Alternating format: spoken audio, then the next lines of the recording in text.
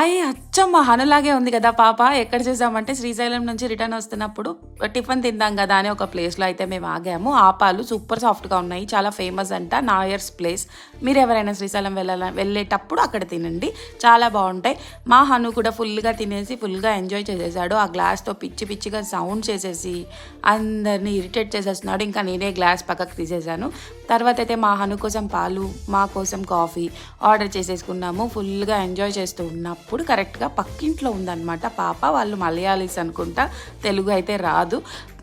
మా హనునే చూస్తుంది పాప. సరే అని చెప్పి దగ్గరికి తీసుకెళ్ళాను. ఫొటోస్ అయితే దిగి ఇద్దరు హాయ్ బాయ్ చెప్పేసుకున్నారు, ఖుషి సినిమాలో లాగా.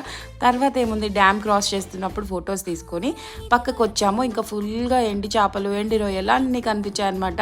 ఇంకా అయితే ఫ్రెష్గా ఉన్నాయని చెప్పి కొన్ని అయితే తీసుకున్నాము. వీటి పేరేంటో మీలో ఎంతమందికి తెలుసో కింద అయితే కామెంట్ చేయండి. పొడుగుగా ఎలా ఉన్నాయో చూసారా? వీడియో నచ్చితే